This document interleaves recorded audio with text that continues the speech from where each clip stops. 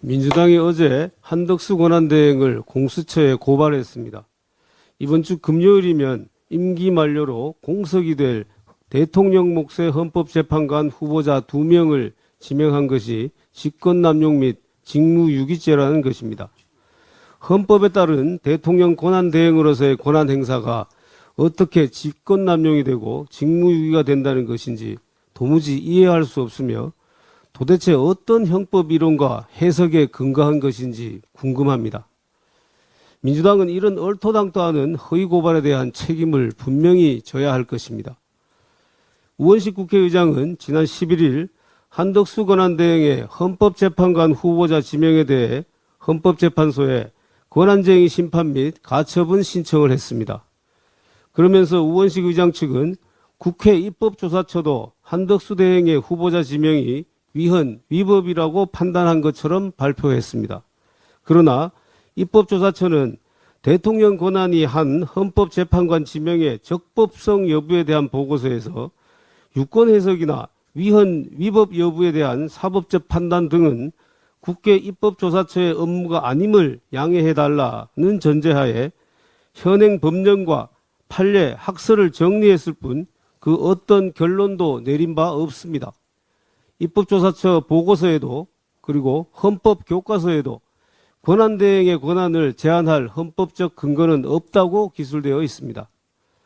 프랑스 헌법의 경우 대통령의 국민투표 부의권과 국민의회 해산권은 권한대행이 행사할 수 없다고 명시되어 있는 바, 이렇듯 헌법으로 명시되어 있지 않은 한 대통령 권한대행의 권한 행사는 국가의 계속성과 헌법을 수호하는 데 도움이 되는 범위 내에서 제한되지 않는다고 보아야 합니다.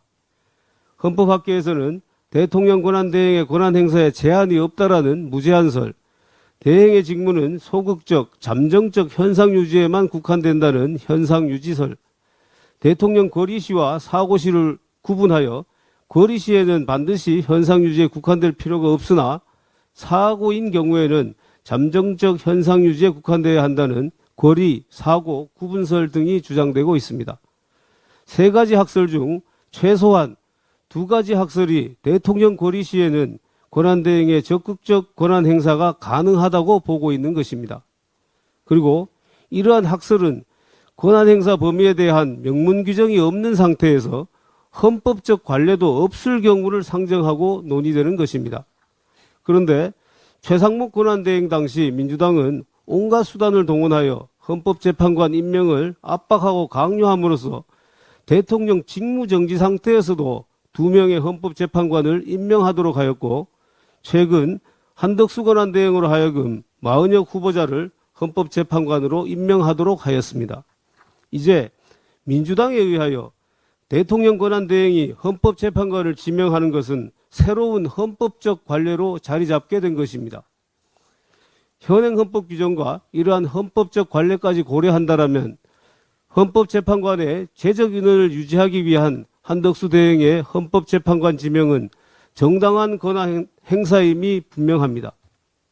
우원식 국회의장은 한덕수 대행의 헌법재판관 후보자 지명 행위로 국회에 헌법기관 임명에 관한 인사청문권과 헌법재판관 후보자 임명 동의안 심의 표결권 등이 침해되었다고 주장합니다. 그러나 이는 억지 주장에 불과합니다. 한덕수 대행이 지명한 2명의 헌법재판관 후보자에 대한 인사청문회는 우원식 의장과 민주당이 마음만 먹으면 언제든 실시할 수 있기 때문입니다. 후보자 지명 직후 우원식 의장은 인사청문 요청서 접수를 거부하겠다고 밝혔는 바, 오히려 국회 인사청문권을 침해하고 있는 것은 바로 국회의장 자신이 아닙니까? 헌법재판관 후보자 임명 동의안에 대한 국회의 심의 표결권을 침해했다는 주장도 근거가 없습니다. 국회에는 헌법재판소장에 대한 임명 동의 권한이 있을 뿐 대통령 몫의 헌법재판관 후보자에 대한 국회 임명 동의 권한은 없기 때문입니다. 우원식 의장과 민주당은 근거 없는 한덕수 권한대행 흔들기를 즉각 중단하고 헌법재판관 인사청문 절차가 신속히 진행될 수 있도록 협조해 주시기 바랍니다.